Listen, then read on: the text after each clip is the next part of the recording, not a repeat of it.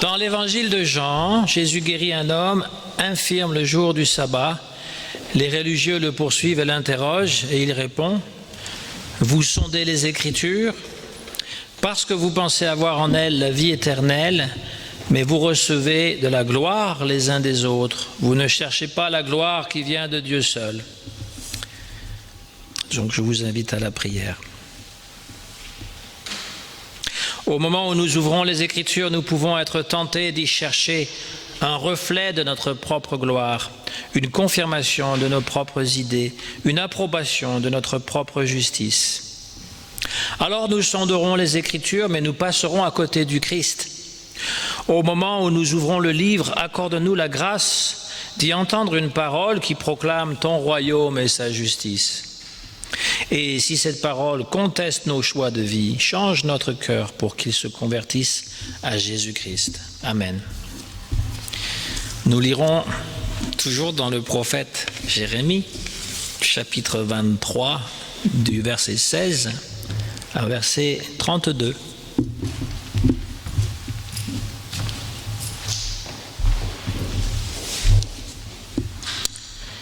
Ainsi parle le Seigneur, le Tout-Puissant. N'écoutez pas les paroles des prophètes qui vous prophétisent, qui disent des choses trompeuses. Ils racontent une vision de leur cœur et rien de la bouche du Seigneur.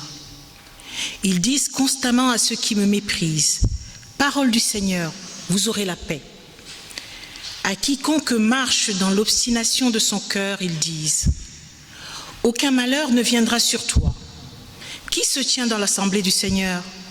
Qu'il voie et qu'il écoute sa parole. Qui est attentif à ma parole? Qu'il écoute.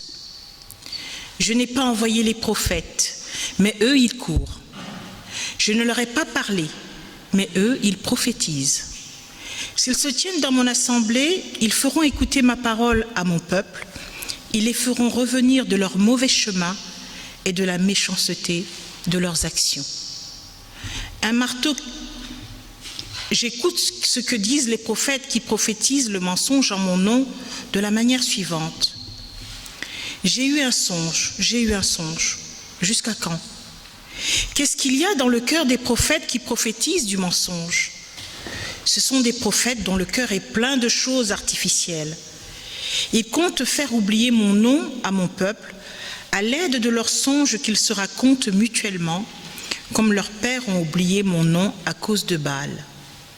Le prophète qui a un songe, qu'il raconte le songe, mais celui qui a ma parole, qu'il proclame fidèlement ma parole.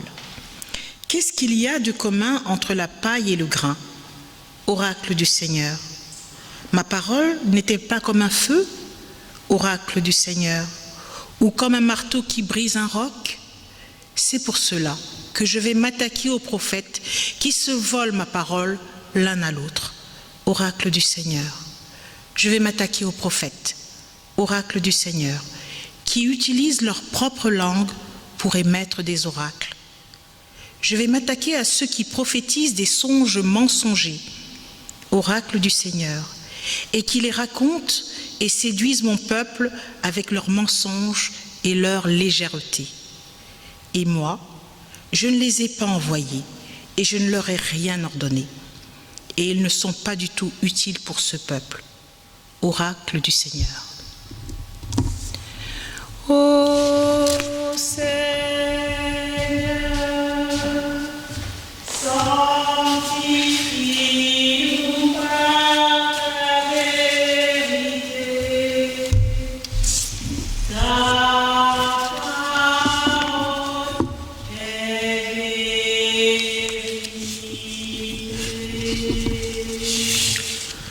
Ô Seigneur, sanctifie-nous par ta vérité. Ta parole est vérité.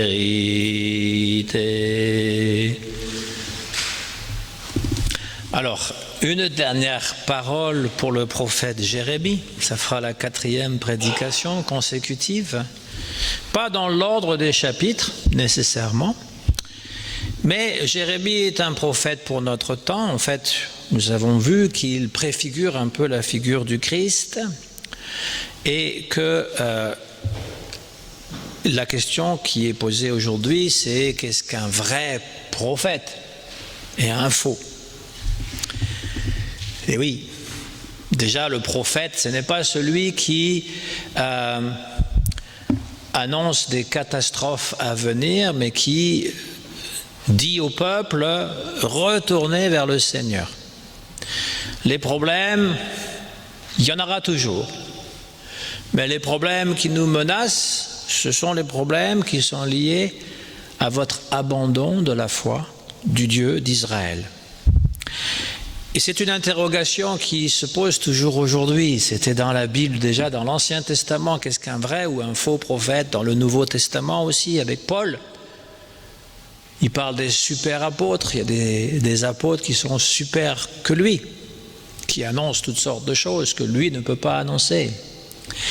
Et dans l'Apocalypse, on nous parle de faux prophètes, même Jésus parle aussi des faux prophètes qui parleront en son nom, qui diront Seigneur, Seigneur, mais qui ne font pas la volonté du Seigneur. Et donc, il y a quelques critères qui sont posés déjà dans notre texte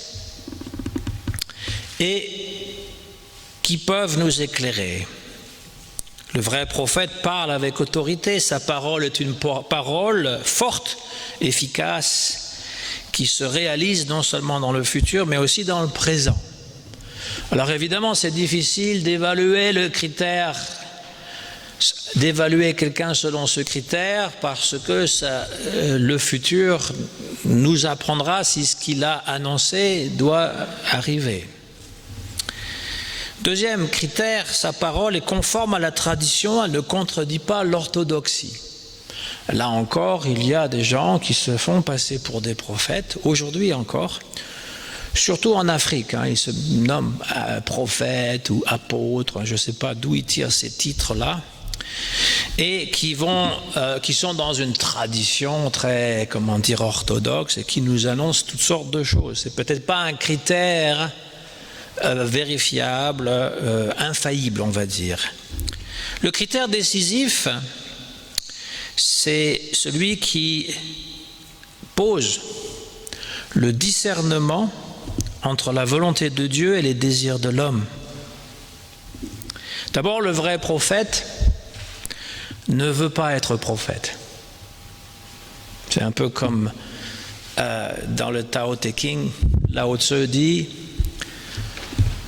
celui qui serait le meilleur président, on va dire, le meilleur gouverneur, c'est celui qui ne veut pas l'être. Parce que déjà, cette avidité du pouvoir indique une déviation. Platon aussi disait cela, que celui qui devrait diriger le pays, c'est celui qui ne veut pas l'être. Mais pour le cas des prophètes, que ce soit Amos, Jonas, il est encore parti, Ésaïe, Jérémie, aucun d'entre eux ne voulait être prophète, ils s'étonnaient. Déjà, Moïse, j'ai oublié de mentionner Moïse, mais Moïse est le premier à dire que il n'a pas la parole, il bégaye. Comment est-ce que lui, un simple berger, peut aller parler pour le peuple devant le pharaon, le grand roi d'Égypte? Il pose au moins 4 ou 5 refus à Dieu.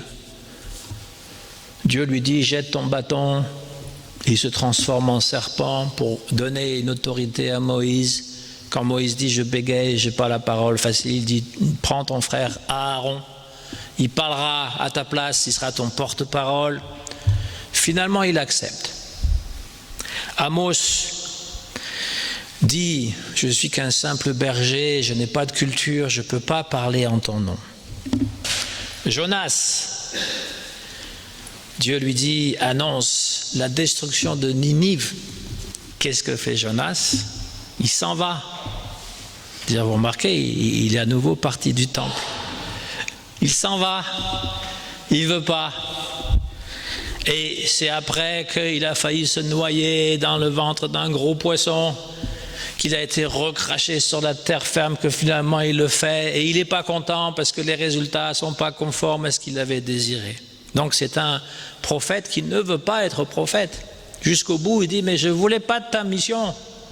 Tu m'as envoyé contre mon gré, et tu vois, tu n'as même pas fait ce que tu as dit. Ésaïe, lorsqu'il a la vision de Dieu sur le trône, il s'exclame, malheur à moi, car j'ai vu Dieu et je suis toujours vivant. Malheur. Tradition biblique, nul ne peut voir Dieu sans mourir. Jérémie, je suis trop jeune, il a 16 ans, 17 ans, je suis trop jeune, je ne peux pas parler en ton nom. Dieu lui dit, tu n'es pas jeune, je t'ai choisi avant même que tu naisses dans le ventre de ta mère.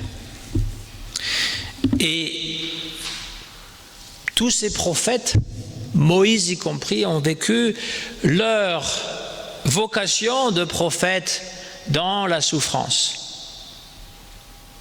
dans le rejet des autres. Moïse s'est fait critiquer, pourquoi tu nous as fait sortir d'Égypte? On était tellement mieux avant. Ça, c'est un signe d'ailleurs quand vous vieillissez. Vous allez dire c'était tellement mieux avant. Vous ne le dites pas encore. Hein. Mais un jour vous direz, ah les jeunes, c'était tellement mieux avant. Et donc les Hébreux libérés de l'Égypte disent, ah c'était mieux avant quand on était des esclaves. Jérémie, pendant 40 ans, il a prophétisé, il a été rejeté par les siens, rejeté par les prêtres du temple, par tout le monde. On l'a insulté, on a voulu le mettre à mort. On l'a jeté dans une citerne, il a failli mourir là. Et après, il a été exilé en Égypte et il est mort, probablement martyr. Les autres prophètes annoncent leur parole à eux. Ils sont très fiers de le faire. Dans notre passage, Dieu dit, je n'ai pas envoyé les prophètes, ces prophètes-là. Je ne leur ai pas parlé, mais eux, ils prophétisent. J'écoute ce que ces prophètes disent. Ils parlent en mon nom et disent, j'ai eu un songe, un rêve. Et ils n'expriment que ce qu'il y a dans leur cœur, plein de choses artificielles. Ils leur parlent de leurs rêves. Mais moi, je ne parle pas en rêve, je parle directement à mon prophète. Il n'y a pas si longtemps, il y a 2 ans, j'assistais à une espèce de pastorale entre pasteurs et c'était ouvert à toutes différentes églises. Donc il y avait les églises évangéliques, il y avait un pasteur évangélique qui nous racontait son rêve. J'ai rêvé que Jésus m'a parlé, disait-il. Alors il a été assez honnête pour dire, je n'ai pas vu Jésus, mais je savais que c'était lui. Et il m'a dit, vous voyez comment ça m'a vraiment marqué, je ne m'en rappelle même pas. Je ne sais même pas ce qu'il lui a dit, c'était tellement insignifiant que je ne m'en rappelle pas. Mais de prendre ces rêves pour des réalités, c'est très mesquin. Moi aussi, je peux raconter mes rêves, mais il vaudrait mieux que je les raconte à mon psychologue, c'est plus intéressant, vous savez, qui vous allonge sur un divan, enfin ils font plus ça maintenant, mais disons que, et puis ils fument la pipe, ils font plus ça non plus, mais ils vous écoutent, vous racontez vos rêves, ils font plus ça non plus, mais c'est pas grave, c'est plus intéressant pour lui, au moins vous le payez. Sinon, si je vous raconte mes rêves, déjà Lucie elle s'ennuie quand je raconte pas mes rêves, alors imaginez si je racontais mes rêves, elle s'endormirait complètement. Donc, c'est pas un critère du tout ça. J'ai fait un rêve que, tout le monde peut faire un rêve. La description de la venue de Dieu, elle est quand même assez terrifiante. Moïse a eu tous les cheveux blanchis. Moi aussi, j'ai blanchi les cheveux. Ça ne veut pas dire que j'ai vu Jésus, ni Jésus, ni Dieu. Mais lui, d'un seul coup, vous allez me dire, pasteur, toi aussi. Mais oui, mais parce qu'avant, je me mettais un peu de teinture sur les cheveux. Et donc, quand j'ai rasé la tête, ils sont devenus tout blancs, si vous voulez tout savoir. Et Jacob, l'un des patriarches dans la Bible, il a un rêve, l'échelle de Jacob qui s'élève de bas en haut avec des anges qui montent et qui descendent et une voix. Il entend la voix de Dieu, il ne voit pas Dieu, il l'entend. C'est un rêve aussi, mais il ne l'a pas raconté à tout le monde. Après, ça a été mis par écrit. Mais il se réveille, il dit « Malheur à moi, j'ai vu Dieu et je suis toujours vivant », toujours la même exclamation. Et il a construit une stèle. Et 20 ans plus tard, il revient dans le pays et il se bat avec un inconnu tout seul toute la nuit. Au petit matin, il demande à l'autre « Qui es-tu? Donne-moi ton nom » et lui dit « Je ne te dirai pas mon nom, mais moi je vais changer le tien. Tu t'appelleras plus Jacob, mais Israël. » Celui qui a combattu Dieu. Elle, c'est le dénominatif de Dieu. Et il le frappe à la hanche, il va être boiteux. Il sort de là handicapé, avec un nom changé. Imaginez-vous de vous battre toute la nuit avec un inconnu. C'est quand même très anxiogène, n'est-ce pas? Et ça transforme sa vie au point où le peuple entier va s'appeler Israël après lui. Et ici, dans ce texte, Dieu dit « Ma parole n'est-elle pas comme un feu? N'est-elle pas comme un marteau qui fracasse le roc ?» La parole de Dieu, c'est quelque chose qui est terrible. Des fois, l'exemple est donné de l'éclair. J'ai déjà donné cet exemple, mais la foudre, quand elle tombe juste à côté de nous, c'est effrayant. Cette force de la nature, c'est peut-être un exemple de cette manifestation de Dieu, du moins dans l'Ancien Testament, mais même Paul. Paul persécute les chrétiens et Jésus lui apparaît dans une grande lumière. Il y a un tableau populaire qui le fait à terre de son cheval, mais le texte ne parle pas d'un cheval. Peut-être, alors il était à terre en tout cas, mais ce que le texte dit, c'est qu'il est devenu aveugle pendant 1 semaine. Ça aussi, il y a de quoi, c'est pas très marrant quoi. J'ai vu Dieu, je vois plus rien. Une grande lumière aveuglante, et c'est un chrétien qui l'a guéri en mettant les mains, en priant, etc. Voilà les expériences qu'un prophète va avoir. Dans le chapitre 28 de Jérémie, que je ne vous lirai pas, mais je vais vous résumer, il y a un prophète de la cour du roi. Le roi avait des prophètes, des conseillers spirituels qui le réconfortaient en gros en lui disant « Ne t'inquiète pas mon bonhomme, les terroristes sont aux portes de ton palais. Tu as un méchant petit virus qui est juste à côté de toi. Tu as une population insubordonnée qui n'écoute pas les règles, mais tout va bien. Tout va bien. Ne t'inquiète pas, tout va rentrer dans l'ordre. » Là, c'était pire parce que, en fait, Babylone avait envahi le pays, avait détruit le temple, avait détruit Jérusalem, avait déporté tout le monde. Et Anania, c'est le nom du prophète, va prophétiser. Ainsi parle le Seigneur de l'univers, le Dieu d'Israël. J'ai brisé le joug du roi de Babylone. Encore juste 2 ans et je ferai revenir en ce lieu tous les ustensiles du temple du Seigneur que Nabuchodonosor, roi de Babylone, a enlevés d'ici pour les emporter à Babylone.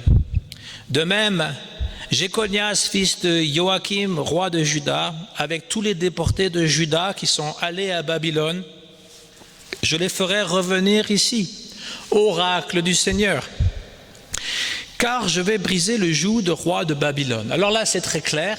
D'abord, il parle de la même manière que Jérémie, ainsi parle le Seigneur. Et puis on a cet oracle du Seigneur sans arrêt. Donc il se présente comme un prophète. Comment savoir s'il est le bon ou le vrai? Nous on connaît la fin de l'histoire. Donc on peut très bien dire, bah oui, il est le mauvais. Il a annoncé qu'il y aurait 2 années, mais en fait ça ne s'est pas passé comme ça. Jérémie, lui, répond, Amen. Il dit Amen, c'est-à-dire, oui, d'accord, je suis d'accord. Qu'ainsi fasse le Seigneur. Qu'il accomplisse les paroles que tu viens de prophétiser et fasse revenir de Babylone tous les ustensiles du temple du Seigneur ainsi que tous les déportés. Cependant, parce qu'il y a quand même un hic, cependant, écoute bien la parole que je vais prononcer à tes oreilles et à celles de tout le peuple.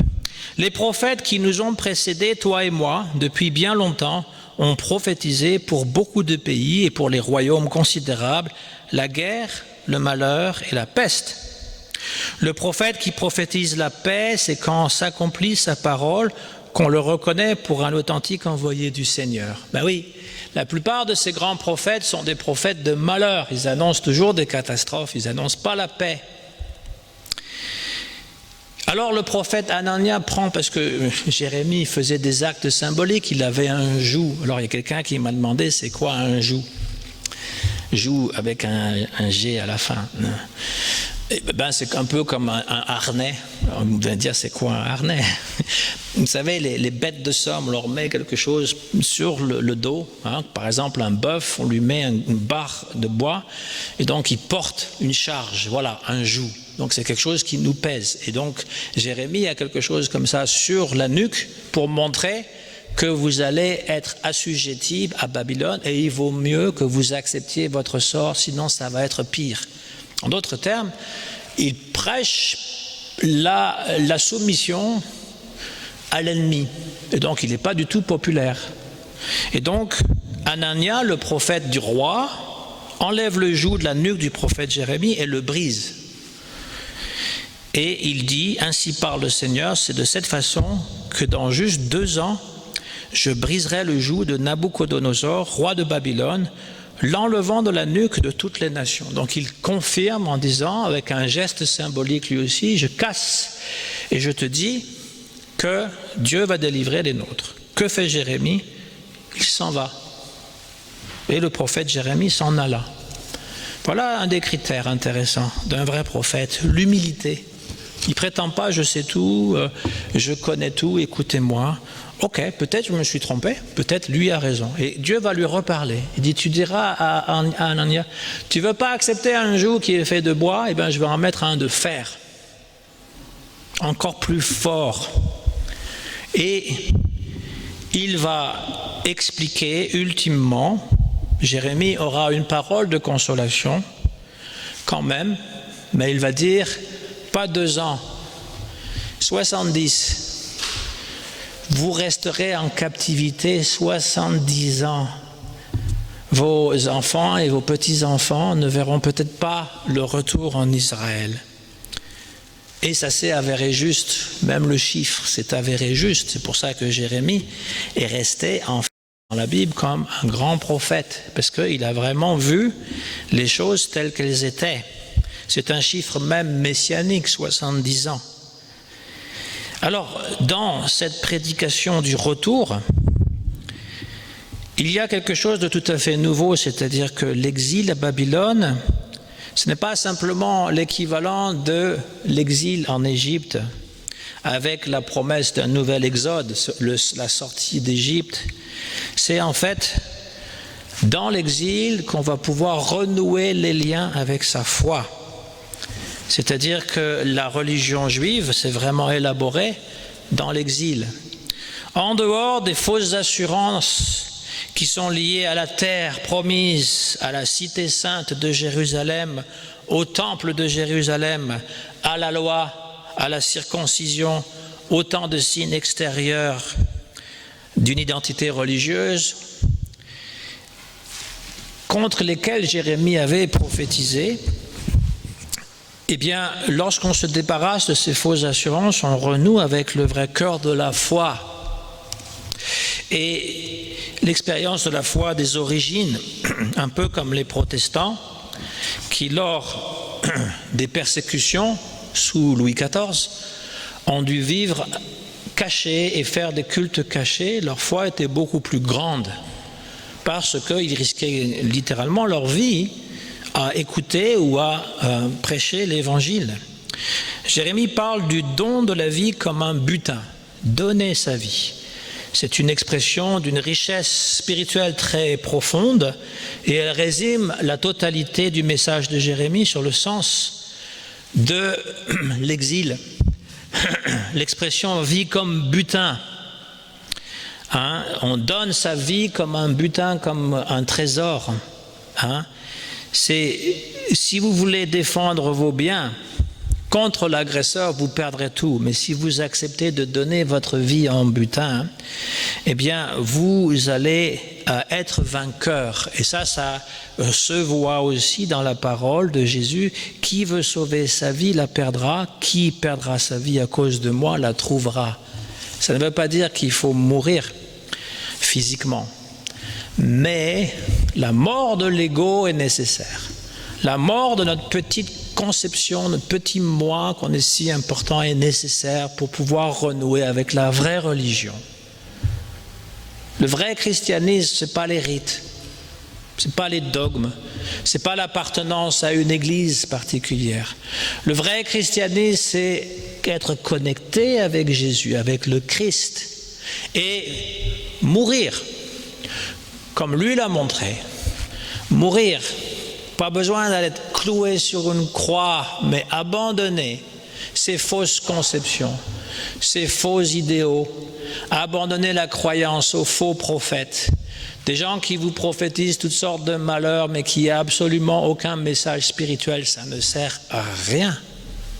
Ça ne sert qu'à entretenir la peur. Nous avons besoin d'avoir une certitude spirituelle, mais cette certitude spirituelle doit être vécue. La foi n'est pas une question de croyance. Pour moi, elle ne l'a jamais été. C'est une question d'expérience. Il faut la vivre. Il faut qu'on vive la résurrection pour vraiment savoir de quoi on parle, non pas y croire seulement. Et donc, ça veut dire la mort d'une certaine conception du monde, d'une certaine fatalité, d'un certain pessimisme, d'un certain orgueil pour accepter cette nouvelle vie. C'est ce que Jérémie nous enseigne. C'est ce que les vrais prophètes enseignent. Les faux prophètes, ils vont toujours vous dire « Vous inquiétez pas, tout est sous contrôle, on vous protège, vous n'aurez rien à subir. » Dieu vous aime. C'est facile à dire. Ou encore qu'il vous annonce des catastrophes irréalistes. La fin du monde est proche. Personne ne peut prédire ces choses-là. Mais la fin de notre conception du monde, qui est basée sur des mensonges, oui, c'est ce que nous espérons. Au nom du Christ. Amen.